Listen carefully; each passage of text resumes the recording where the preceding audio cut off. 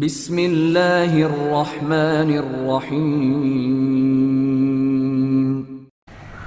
بسم اللہ الرحمن الرحیم۔ شرلک ہومز اور باسکرولي کا آتشی کتا، 8واں باب۔ اب اس سے آگے کے واقعات میں اپنے ان خطوط سے نقل کر کے لکھوں گا جو میں نے شرلک ہومز کے نام لکھے تھے، اور وہ اس وقت میرے سامنے میری میز پر رکھے ہوئے ہیں۔ اس میں سے صرف ایک صفحہ کم ہے، ورنہ باقی سبھی خطوط کم و بیش ویسے کے ویسے ہی ہیں جیسے میں نے ہومز کو بھیجے تھے، اور میری یادداشت کی نسبت یہ خطوط میرے اس وقت کے احساسات اور شکوک و شبہات کی ترجمانی زیادہ بہتر انداز اور بالکل اسی صراحت سے کر سکتے ہیں جیسے وہ اس المناک واقعات کے موقع پر تھے۔ باسکرولي ہال، 13 اکتوبر۔ میرے عزیز دوست ہومز، میرے پچھلے خطوط اور ٹیلی گرامز نے تمہیں جو کچھ بھی یہاں دنیا کے اس بیابان اور دور افتادہ کونے میں وقوع پذیر ہوا تھا اس سے بخوبی آگاہ رکھا ہوگا۔ جیسے جیسے کوئی شخص یہاں رہتا ہے ویسے ویسے یہ ویرانہ اس کی روح میں اترتا جاتا ہے۔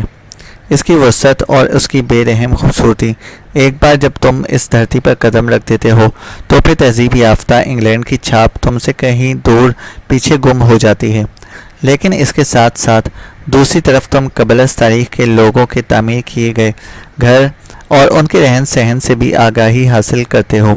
یہاں جب تم باہر نکلتے ہو تو تمہارے چاروں طرف ان بھولے بسے لوگوں کے بنائے ہوئے گھر، مقبرے اور عظیم سنگی لاٹھیں دکھائی دیں گی جن کے بارے میں خیال کیا جاتا ہے کہ یہ ان کی عبادت گاہیں ہیں۔ جب تم اس چٹیل پتھریلے پہاڑی علاقے میں سرمئی پتھروں سے بنے ہوئے ان لوگوں کے جھوپڑوں کو دیکھتے ہو تو تمہیں لگتا ہے کہ تم اپنا زمانہ کہیں بہت پیچھے چھوڑ آئے ہو، اور اگر وہاں تمہیں کھال کا لباس پہنے لمبے لمبے بالوں والا کوئی انسان دروازے کی نیچی چوکھٹ سے باہر نکلتا دکھائی دے جس کی کمان پر نوکدار چکمکاتی پتھر والے تیر چڑھے ہوئے ہوں تو تمہیں لگے گا کہ اس کی وہاں موجودگی اس ماحول میں تم سے زیادہ مناسب اور برمحل ہے۔ عجیب بات تو یہ ہے کہ یہ زمین جتنی زیادہ بنجر تھی اتنی ہی ان لوگوں کی گھنی اور گنجان بستیاں یہاں آباد تھیں۔ میں کوئی آثار ماہر قدیمہ نہیں ہوں، لیکن میں تصور کر سکتا ہوں کہ وہ کچھ جنگجو قسم کے لوگ تھے جنہیں تخت و تاراج کر کے زبردستی ایسی جگہوں پر آباد ہونے پر مجبور کیا گیا جہاں اور لوگ قبضہ کرنا یا آباد ہونا پسند نہیں کرتے تھے۔ بہرحال یہ سب کچھ تو اس مشن سے باہر ہے جس پر تم نے مجھے بھیجا تھا، اور غالباً تمہارے نہایت عملی ذہن کے لیے بہت غیر دلچسپ ہوگا۔ مجھے ابھی تک یاد ہے کہ تمہیں اس سے کوئی غرض نہیں ہوتی کہ سورج زمین کے گرد گھومتا ہے یا زمین سورج کے گرد چکر لگاتی ہے۔ اس لیے میں دوبارہ سر ہنری باسکرولي سے متعلقہ حقائق کی طرف واپس آتا ہوں۔ اگر تمہیں پچھلے کچھ دنوں سے کوئی رپورٹ نہیں ملی تو اس کی وجہ صرف یہی ہے کہ آج سے پہلے کوئی ایسی اہم بات ہوئی ہی نہیں جس کے بارے میں تمہیں کچھ لکھا جا سکتا۔ پھر ایک نہایت حیرت انگیز صورتحال پیدا ہو گئی جسے میں واقعات کی ترتیب کی مناسبت سے بعد میں بتاؤں گا، لیکن اس سب سے پہلے میں اس صورتحال سے وابستہ کچھ اور جزیات سے تمہیں آگاہ کرنا چاہتا ہوں۔ ان میں سے ایک کے بارے میں تھوڑا بہت ذکر کروں تو میں پہلے بھی کر چکا ہوں، اور وہ ہے ویرانے میں اس مفرور مجرم کی موجودگی جس کے بارے میں یہ خیال کرنے کی ایک مرکزی وجہ ہے کہ فی الحال وہ یہاں سے جا چکا ہے، اور ظاہر ہے کہ یہ بات اس تحصیل کے دور دراز اکا دکا بنے گھروں میں رہنے والے مکینوں کے لیے باعث تقویت ہے۔ اسے فرار ہوئے تقریباً 15 دن ہو چکے ہیں، اور اس تمام عرصے میں اسے نہ تو کسی نے یہاں دیکھا اور نہ ہی اس کے بارے میں کچھ سنا ہے۔ یہ خیال کرنا کہ وہ تب سے اب تک ویرانے میں ہی کہیں چھپا بیٹھا ہے یقیناً ایک ناقابل اعتبار بات ہے۔ بے شک جہاں تک اس ویرانے میں اخفا کا تعلق ہے، اس میں اسے کوئی پریشانی نہیں ہوتی ہوگی۔ ان سنگی جھوپڑوں میں سے کوئی بھی اس کے لیے ایک بہترین پناہ گاہ ثابت ہو سکتا ہے، لیکن اسے خوراک کا مسئلہ تو بہرحال درپیش ہوگا، کیونکہ وہاں کھانے کے لیے کچھ بھی نہیں ہے سوائے اس کے کہ وہ اپنے لیے ویرانے میں پلنے والی کسی بھیڑ کو پکڑے اور ذبح کر ڈالے۔ اس لیے ہم لوگوں کا خیال ہے کہ وہ یہاں سے چلا گیا ہے اور نتیجتاً اس علاقے کے دور افتادہ آباد کسانوں نے سکون کا سانس لیا ہے۔ اس حویلی میں ہم 4 مضبوط بدن کے زور آور مرد رہتے ہیں، اس لیے ہم اپنی حفاظت بہت اچھی طرح کر سکتے ہیں، لیکن مجھے اعتراف ہے کہ میں جب بھی اسٹیپلٹنس کے بارے میں سوچتا ہوں تو تھوڑا بے چین ہو جاتا ہوں۔ وہ ہم سے میلوں دور رہتے ہیں اور ضرورت پڑنے پر کسی مدد کا ان تک پہنچنا بہت دشوار ہے۔ ان کے یہاں ان دونوں بہن بھائی کے علاوہ صرف ایک خادمہ اور ایک عمر رسیدہ نوکر رہتا ہے۔ بھائی زیادہ طاقتور انسان نہیں، اور اگر کبھی نوٹنگ ہل کے اس مفرور مجرم کی طرح کا کوئی شعورا پرست انسان ان کے گھر میں گھسنے میں کامیاب ہو گیا تو اس کے سامنے بالکل بے دست و پا ہو جائیں گے۔ میں نے اور سر ہنری دونوں نے اس صورتحال کے پیش نظر یہ تجویز پیش کی تھی کہ ہمارا سائز پرکنس رات کو ان کے یہاں جا کر سو جایا کرے، لیکن اسٹیپلٹن نے ہماری تجویز نہیں مانی۔ حقیقت تو یہ ہے کہ ہمارے دوست سر ہنری نے اپنی اس خوبصورت ہمسائی میں قابل ذکر دلچسپی لینا شروع کر دی ہے۔ یہ بات کسی حد تک اتنی حیران کن بھی نہیں کہ کیونکہ ان جیسے کسی شخص کے لیے تنہا مقام پر وقت گزارنا بہت گراں محسوس ہوتا ہوگا، اور پھر وہ خاتون ہے بھی بہت دلکش اور خوبصورت۔ اس میں غیر ملکی اور منطقہ ہارا کے لوگوں کی طرح ایک پرجوش شدت پائی جاتی ہے جو اس کے سرد مہر اور غیر جذباتی بھائی کے مقابلے ایک عجیب تضاد پیدا کرتی ہے۔ تاہم اس کے بھائی کا تاثر بھی دبی ہوئی چنگاری جیسا ہے۔ اس کی بہن یقیناً اپنے بھائی کے اچھے خاصے دباؤ میں ہے، کیونکہ میں نے اکثر دیکھا ہے کہ وہ بات کرتے وقت مسلسل اپنے بھائی کی طرف دیکھتی رہتی ہے، جیسے اپنی کہی ہوئی باتوں پر اس کی منظوری طلب کر رہی ہو۔ مجھے بھروسہ ہے کہ وہ اپنی بہن سے نرمی سے پیش آتا ہوگا، لیکن اس کی آنکھوں میں موجود درشت چمک اور اس کے بھینچے ہوئے باریک باریک ہونٹ اس کی سخت گیر فطرت کے مظہر ہیں۔ اس کی شخصیت کا مطالعہ تمہارے لیے باعث دلچسپی ہوگا۔ وہ اس دن پہلی بار باسکرولی سے ملنے حویلی آیا اور اس سے اگلی ہی صبح وہ ہمیں وہ جگہ دکھانے کے لیے لے گیا جسے عیار ہوگو کی داستان کا نقطۂ آغاز سمجھا جاتا ہے۔ ویرانے میں کچھ میل سفر کرنے کے بعد وہ جگہ آ گئی جو بذات خود اس قدر آلام زدہ تھی کہ شاید اس کی یہ ویرانی ہی اس کی کہانی کی وجہ داستان بنی ہو۔ ہمیں 2 اونچی اور سنگلاخ پہاڑیوں کے درمیان ایک چھوٹی سی وادی دکھائی دی جو ایک سرسبز قطعہ زمین تک رہنمائی کرتی تھی، جس پر لمبی قطنی گھاس سے لہریہ سا بنا ہوا تھا۔ اس خطۂ زمین کے بیچوں بیچ 2 عظیم پتھر موجود تھے جو اپنے اوپری کنارے میں سے گھس گھس کر کسی بھیانک درندے کے نوکیلے اور گھن گھائے اگلے دانتوں کی طرح دکھائی دے رہے تھے۔ ہر لحاظ سے یہ جگہ اس پرانی داستان سے میل کھا رہی تھی۔ سر ہنری اس معاملے میں بہت زیادہ دلچسپی لے رہے تھے اور وہ ایک سے زائد بار اسٹیپلٹن سے پوچھ چکے تھے کہ آیا وہ واقعی مافوق الفطرت مخلوق کا انسانی زندگی میں مداخلت کرنے پر یقین رکھتے ہیں یا نہیں۔ وہ دھیمے لہجے میں مخاطب تھے، لیکن یہ اس بات کا ثبوت تھا کہ وہ اس معاملے میں کسی قدر سنجیدہ ہیں۔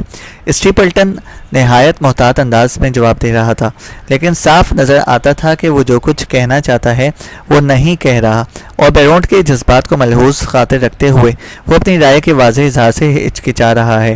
اس نے ہمیں اس طرح کے کئی واقعات کے بارے میں بھی بتایا جس میں کوئی نہ کوئی خاندان کسی نہ کسی شیطانی اثر کے تحت مشکلات میں گرفتار تھے، اور اس کی ان باتوں نے ہم پر اسٹیپلٹن کا یہ تاثر چھوڑا کہ وہ اس معاملے میں بدرو والے معروف نظریے سے اتفاق کرتا ہے۔ وہاں سے واپسی پر ہم لنچ کرنے کے لیے میری پٹ ہاؤس گئے تھے اور وہیں سر ہنری مس اسٹیپلٹن سے پہلی بار متعارف ہوئے۔ وہ اس سے پہلی ہی نظر میں بے حد متاثر ہو گئے تھے، اور اگر میں غلطی پر نہیں ہوں تو یہ کشش اور جھکاؤ یک طرفہ نہیں ہے۔ واپسی پر گھر آنے تک انہوں نے بار بار اس کا حوالہ دیا، اور وہ دن اور آج کا دن ہے جب شاید ہی کوئی روز ایسا گزرتا ہو جب ان دونوں بہن بھائیوں میں سے کوئی دکھائی نہیں دیتا۔ آج ہم ان کے ساتھ ڈنر کر رہے ہیں تو اگلی دفعہ ہمارے وہاں جانے کی بات ہو رہی ہے۔ کوئی بھی شخص بخوبی اندازہ لگا سکتا ہے کہ اس طرح کا ہم پلہ رشتہ مسٹر اسٹیپلٹن کے لیے باعث مسرت ہوگا، لیکن پھر بھی میں نے کئی بار دیکھا ہے کہ جب کبھی سر ہنری نے اس کی بہن کی طرف ذرا بھی نظر اتفاق کرنے کی کوشش کی، مسٹر اسٹیپلٹن کے چہرے پر فوراً سر ہنری کے لیے شدید ناگواری کے تاثرات ابھر آئے۔ وہ اپنی بہن سے بہت زیادہ مانوس ہے، اور اس میں کوئی شک نہیں کہ وہ اس کے بغیر یکا و تنہا زندگی بسر کرنے پر مجبور ہوگا، لیکن یہ تو سراسر خود غرضی کی انتہا ہوگی۔ اگر وہ اپنی بہن کی اتنی اچھی جگہ شادی کرنے سے کے راستے میں رکاوٹ بنے، تاہم مجھے قطعی یقین ہے کہ وہ نہیں چاہتا کہ ان دونوں کے مابین جو بھی تکلفی ہے وہ محبت میں بدل جائے، اور میں نے کئی بار مشاہدہ کیا ہے کہ وہ ان دونوں کو تنہائی میں ملنے اور رازدارانہ گفتگو کرنے سے روکنے کے لیے بعض اوقات خود بھی اچھی خاصی دقت اور پریشانی میں مبتلا ہو گیا تھا۔ برسبیل تذکرہ، اگر ہماری دوسری مشکلات کے ساتھ ساتھ ایک عدد معاشقہ بھی ہمارے مسائل میں شامل ہو گیا تو تمہاری مجھ کو یہ ہدایت کہ ہمیشہ سر ہنری کے ساتھ رہوں اور انہیں کبھی اکیلے باہر نہ جانے دوں، میرے لیے پہلے سے کہیں زیادہ کٹھن اور دقت طلب ہو جائے گا۔ مذکورہ صورتحال میں اگر میں تمہاری ہدایت پر عمل پیرا رہا تو میری ہر دل عزیزی میں بہت جلد اچھی خاصی کمی واقع ہونے والی ہے۔ اس سے اگلے روز جمعرات کا دن کہنا زیادہ صحیح ہوگا، ڈاکٹر مارٹیمر نے دوپہر کا کھانا ہمارے ساتھ کھایا۔ انہوں نے لانگ ڈاؤن کے علاقے میں ایک مقبرے کے ڈھیر کی کھدائی کر کے زمانہ قبل از تاریخ کی ایک کھوپڑی دریافت کی تھی جس نے انہیں خوشی سے معمور کر دیا۔ ان جیسا جوشیلا اور دھن کا پکا انسان بھی شاید ہی کوئی اور ہوگا۔ ان کے بعد اسٹیپلٹن بہن بھائی بھی آ گئے اور ہمارے ماہر ڈاکٹر صاحب ہم سب کو سر ہنری کی درخواست پر سنوبرو والی روش کی طرف یہ دکھانے کے لیے لے چلے کہ اس جان لیوا رات میں سب کچھ کیسے وقوع پذیر ہوا تھا۔ یہ ایک پا پیادہ طویل اور دلگیر کرنے والا سفر تھا۔ وہ روش سنوبرو کی جھاڑیوں کی دو اونچی اور تراشیدہ باڑ کے درمیان تھی۔ روش اور باڑ کے درمیان دونوں طرف کنارے کنارے گھاس کی تنگ پٹیاں موجود تھیں، اور روش کے آخری کونے میں ایک خستہ اور خراب حال صاحبان والا کشک تھا۔ اس روش کے تقریباً آدھے فاصلے پر ویرانے کا گیٹ تھا جہاں سر چارلز نے اپنے سگار کی راکھ گرائی تھی۔ سفید رنگ کا چوبی دروازہ جس پر زنجیر قفل لگا ہوا تھا، اس دروازے کے پرے ویرانے کی وسعت پھیلی ہوئی ہیں۔ اس بارے میں مجھے تمہاری فرضیاتی تشریح یاد تھی، اس لیے میں نے اس کے مطابق اس واقعے کا نقشہ کھینچنے کی کوشش کی۔ وہ بوڑھا شخص جب یہاں کھڑا تھا تو اسے محسوس کیا کہ ویرانے کی طرف سے کوئی چیز اس کی سمت آ رہی ہے، کوئی ایسی چیز جس نے اسے بے حد خوفزدہ کر دیا، اور وہ حواس باختہ ہو کر بے تحاشا بھاگنے لگا۔ بھاگتا رہا یہاں تک کہ بے انتہا خوف اور تھکاوٹ نے اس کی جان لے لی۔ یہاں ایک لمبا تاریک اور سرنگ نما راستہ ہے جس پر وہ دوڑتا چلا گیا تھا، لیکن آخر وہ کس چیز سے بھاگ رہا تھا؟ ویرانے میں بھیڑوں کی رکھوالی کرنے والے کسی کتے سے، یا پھر سیاہ خاموش اور ہیبتناک جسامت والے کسی آسیبی افریت سے؟ کیا اس معاملے میں کوئی انسانی ہاتھ ملوث ہے؟ کیا زرد روح اور ہوشیار بیری مور نے جو کچھ بھی بتایا وہ اس سے زیادہ جانتا تھا؟ یہ سب کچھ دھندلا اور غیر واضح صحیح، لیکن ہر بار اس کے پیچھے کسی جرم کی پرچھائی نظر آتی ہے۔ پچھلی بار تمہیں خط لکھنے کے بعد میں ایک اور پڑوسی سے ملا ہوں۔ یہ لافٹر ہال کے مسٹر فرینکلن ہیں جو ہم سے 4 میل دور جنوب میں رہتا ہے۔ سفید بالوں والا یہ عمر رسیدہ انسان جس کا چہرہ سرخ اور مزاج نہایت خصیلہ ہے، اسے برطانوی قانون سے جنون کی حد تک لگاؤ ہے، اور وہ اپنی دولت کا ایک کثیر حصہ مقدمے بازیوں میں خرچ کر چکا ہے۔ کوئی بھی لڑائی وہ محض لڑائی کا لطف لینے کے لیے کرتا ہے، اس لیے وہ معاملے کے دونوں پہلوؤں میں سے کسی بھی پہلو کی حمایت کرنے کو برابر کا تیار رہتا ہے، اور اس میں کوئی شک نہیں کہ اس نے اپنے لیے ایک مہنگی تفریح کا چناؤ کیا ہے۔ کبھی وہ قانونی طور پر جائز گزرگاہوں کو بند کر کے کلیسائی انتظامیہ کو للکارنے لگتا ہے، تو دوسری طرف کبھی کسی دوسرے شخص کو خود پر مداخلت بیجا کا دعویٰ دائر کرنے پر اکسانے کے لیے اس کا پھاٹک خود اپنے ہاتھوں سے توڑ کر یہ اعلان کر دیتا ہے کہ راستہ تو زمانہ قدیم سے قائم ہے۔ وہ آباد کاری اور پرانے جاگیردارانہ حقوق کا ماہر ہے، اور وہ اپنے اس علم کو کبھی فرنورتھ کے دیہاتیوں کی حمایت میں اور کبھی انہی کے خلاف استعمال کرتا ہے۔ بس اپنے حالیہ کارنامے کی وجہ سے یا تو کچھ مدت کے لیے لوگ اسے گاؤں کی گلیوں میں کندھوں پر اٹھا کر پھریں گے، یا پھر غصے میں اس کا پتلا نظر آتش کریں گے۔ کہا جاتا ہے کہ اس وقت عدالت میں اس کے تقریباً 7 مقدمات چل رہے ہیں، اور عین ممکن ہے کہ یہ مقدمات اس کی باقی ماندہ دولت بھی ہڑپ کر جائیں گے، اور اس طرح اس کا ڈنک ہمیشہ کے لیے نکال کر اسے آئندہ کے لیے بے ضرر بنا دیں گے۔ قانونی معاملات سے ہٹ کر دیکھا جائے تو وہ ایک نرم خو اور نیک فطرت انسان دکھائی دیتا ہے، اور اس کا ذکر میں نے اس لیے کیا ہے کہ تم نے خاص طور پر یہ ہدایت کی تھی کہ میں یہاں آس پاس رہنے والے لوگوں کے بارے میں تمہیں تفصیل سے لکھوں۔ آج کل مسٹر فرینکلینڈ کو شوقیہ ماہر فلکیات بننے کا نرالا خبت سوار ہے۔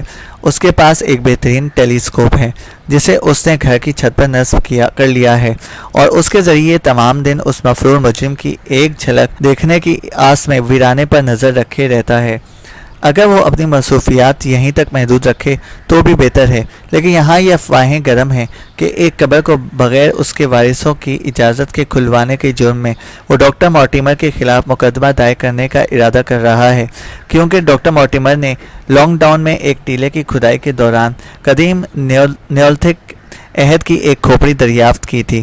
وہ اکثر اس طرح کی حرکتوں ہمیں تفنن آمیز تفریح مہیا کرتا رہتا ہے، جس کی ویرانے کی اس اکتاہٹ بڑی زندگی میں شدید ضرورت ہے، اور اب میں مفرور مجھے مسٹر پلٹنز، ڈاکٹر مورٹیمر اور لافٹر ہال کے فرینک لینڈ کے بارے میں تمہیں تازہ ترین اطلاعات دینے کے بعد اس خط کا اختتام سب سے اہم بات پر کرتا ہوں، جو کہ باری مورز اور خاص طور پر گزشتہ رات کے حیرت ناک انکشافات سے متعلق ہے۔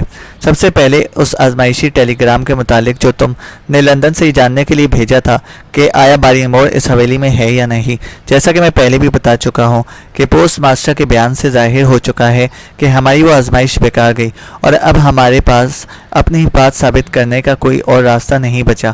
جب میں نے یہ سارا معاملہ سر ہنری کے گوش گزار کیا تو انہوں نے فوراً اپنے قطعی اندازے میں باری مور کو طلب کر لیا اور سیدھا اسی سے استفسار کیا کہ آیا اس نے وہ ٹیلی گرام خود وصول کیا تھا یا نہیں۔ باری مور نے جواب دیا کہ وہ اسی نے وصول کیا تھا۔ کیا اس لڑکے نے وہ ٹیلی گرام تمہارے ہاتھ میں تھمایا تھا؟ سر ہنری نے پوچھا۔ باری مور نے حیرانگی سے دیکھتے ہوئے کچھ دیر تأمل کیا۔ نہیں، اس نے جواب دیا، میں اس وقت بالائی منزل کے کاٹ کباڑ والی کوٹری میں گیا ہوا تھا اور میری بیوی وہیں وہ ٹیلی گرام لے کر آئی تھی۔ کیا اس کا جواب تم نے خود اپنے ہاتھوں سے لکھا تھا؟ نہیں، میں نے اپنی بیوی کو بتا دیا تھا کہ اس کا کیا جواب دینا ہے، اور وہ نیچے جا کر وہ جواب لکھ لائی تھی۔ شام کو اس نے خود ہی اس موضوع پر دوبارہ بات شروع کر دی۔ میں آج صبح آپ کے کیے گئے سوالات کا مطلب کچھ نہیں سمجھ سکا سرکار، اس نے کہا۔ مجھے یقین ہے کہ آپ نے یہ سوال ہرگز اس لیے نہیں کیے کہ میں نے کچھ ایسا کر دیا ہے جس سے آپ کا مجھ پر سے اعتبار اٹھ گیا ہے۔ اس پر سر ہنری کو اسے یقین دلانا پڑا کہ ایسا کچھ نہیں ہوا ہے، اور اس کی تالیف قلوب کی خاطر اسے اپنے پرانے ملبوسات کی ایک اچھی خاصی تعداد دے ڈالی۔ ویسے ان کے لندن میں خریدے گئے لباس بھی اب تک یہاں پہنچ چکے ہیں۔ مسز باری مور کا کردار میرے لیے باعث دلچسپی ہے۔ وہ ایک بھاری بھرکم اور مضبوط جسامت والی عورت ہے، اپنی حد میں رہنے والی، قابل احترام اور کٹر مسیحی فرقے سے لگاؤ رکھنے والی۔ تم بمشکل ہی اس جیسی کسی غیر جذباتی خدمتگار کا تصور کر سکتے ہو۔ تاہم میں تمہیں بتا چکا ہوں کہ کس طرح یہاں اپنے قیام کی پہلی رات میں نے اسے بری طرح روتے ہوئے سنا، اور تب سے اب تک میں کئی بار اس کے چہرے پر آنسوؤں کے نشان دیکھ چکا ہوں۔ کوئی گہرا غم اسے اندر ہی اندر کھائے جا رہا ہے۔ کبھی مجھے تعجب ہوتا ہے کہ جیسے اسے کسی احساس جرم کی یاد ستاتی ہے، اور کبھی یہ شک ہوتا ہے کہ شاید باری مور اسے تشدد کا نشانہ بناتا ہے۔ میں باری مور کے بارے میں ہمیشہ یہ محسوس کرتا تھا کہ اس کے کردار میں کوئی عجیب اور نہ سمجھ آنے والی بات ضرور ہے، لیکن کل رات کی مہم جوئی نے میرے سارے شکوک و شبہات کو میرے سامنے لا کھڑا کیا۔ اگرچہ یہ اپنے آپ میں ایک چھوٹا سا واقعہ ہے، تم اس بات سے تو آگاہ ہی ہو کہ میں گہری نیند سونے کا عادی نہیں ہوں، اور جب میں اس گھر کی نگرانی کی غرض سے آیا ہوں تب سے تو میری نیند اور بھی ہلکی ہو گئی ہے۔ گزشتہ رات تقریباً 2 بجے میں اپنے کمرے کے سامنے کسی کے دبے پاؤں چلنے کی آواز سے اٹھ بیٹھا۔ میں بستر سے نیچے اتر آیا اور اپنے کمرے کا دروازہ کھول کر باہر جھانکا۔ باہر راہداری میں ایک طویل سیاہ سایہ لہراتا ہوا جا رہا تھا۔ یہ سایہ کسی ایسے لمبے انسان کا تھا جو ہاتھ میں شمع پکڑے نہایت آہستہ آہستہ راہداری میں سے گزر رہا تھا۔ وہ بدن پر قمیص اور پائجامہ پہنے ہوئے تھا، جبکہ اس کے پاؤں جوتوں سے آزاد تھے۔ میں بمشکل اس کا خاکہ ہی دیکھ پایا تھا، لیکن اس کے قد و قامت نے مجھے بتا دیا تھا کہ وہ باری مور ہے۔ وہ بہت آہستہ آہستہ اور چوکنے انداز میں قدم اٹھا رہا تھا، اور اس کی چال ڈھال میں کوئی ناقابل بیان خفیہ اور مجرمانہ احساس چھلک رہا تھا۔ میں نے تمہیں بتایا تھا کہ راہداری سے آگے بالکونی شروع ہو جاتی ہے، جو گولائی میں ہال کے ساتھ ساتھ چلی جاتی ہے، لیکن بالکونی کے پرے سرے سے دوبارہ ایک اور راہداری شروع ہو جاتی ہے۔ میں اس انتظار میں تھا کہ وہ تھوڑا سا آگے چلا جائے تو پھر میں اس کا تعاقب شروع کروں۔ جب تک میں بالکونی تک آیا وہ دور کونے میں دوسری راہداری تک پہنچ چکا تھا، اور وہاں سے ایک کھلے دروازے سے آتی روشنی سے مجھے اندازہ ہوا کہ وہ وہاں بنے کسی کمروں میں سے کسی ایک کمرے میں داخل ہو چکا ہے۔ ان بغیر کسی ساز و سامان اور بالکل خالی کمروں میں اس کا اس طرح جانا اب اور بھی پراسرار شکل اختیار کر گیا تھا۔ روشنی مستقل ساکن تھی۔ جیسے وہ کمرے میں بے حس و حرکت کھڑا ہو۔ میں جس قدر ہو سکا آواز پیدا کیے بغیر راہداری میں رینگتا ہوا وہاں پہنچا اور دروازے کے کونے سے اندر جھانک کر دیکھنے لگا۔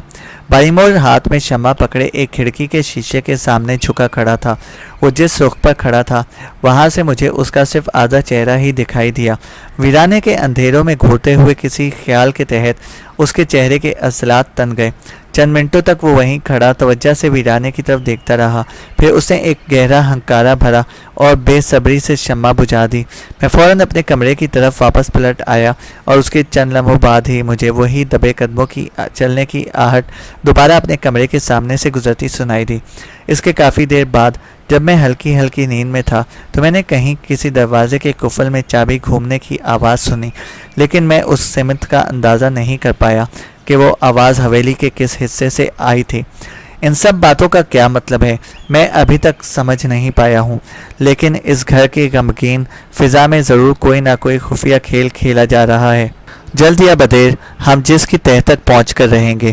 میں تمہیں اپنے اندازے اور قیاس آرائیاں بتا کر پریشان نہیں کرنا چاہتا، کیونکہ تم نے مجھے کہا تھا کہ میں تمہیں صرف حقائق سے آگاہ کرتا رہوں۔